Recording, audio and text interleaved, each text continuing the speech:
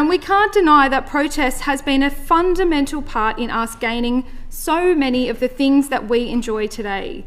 Why do we get weekends? Because of protest. Why do women like I get to stand in this chamber? Because of protest. I mean, perhaps the member for Willoughby doesn't care too much about the suffragette movement because he would probably still be working in this place.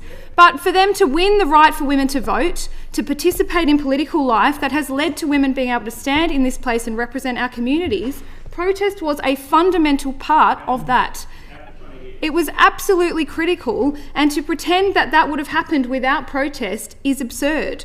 So we can't just chug along and pretend that protest is a problem to be solved, a thing to be shut down. We need to be willing to listen to social movements across generations and actually take action on what our communities are calling for.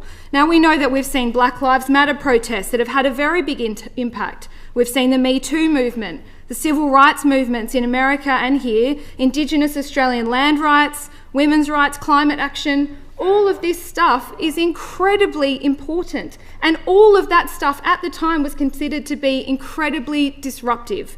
Some people didn't like it, but it fundamentally changed our response as a community. It changed governments' minds, and we have to be willing to listen to the community when they are frustrated enough to get out on the weekend, in their free time, week after week, and tell governments that they want something different to happen. We know that there's been more crackdowns on the right to peaceful protest that have continued, unfortunately, under this Labor government, and recent legislation, some of it has been found to be unconstitutional. Now, this should tell you that we need to be incredibly careful about how we proceed when the government wants to, or when the opposition wants to crack down and try and stop people from protesting. You need to stop trying to shut protesters up and start listening to the people in your communities. That the anti-protest legislation initially was there to crack down on climate protesters, people who are genuinely concerned about climate change, about their future of their children and grandchildren.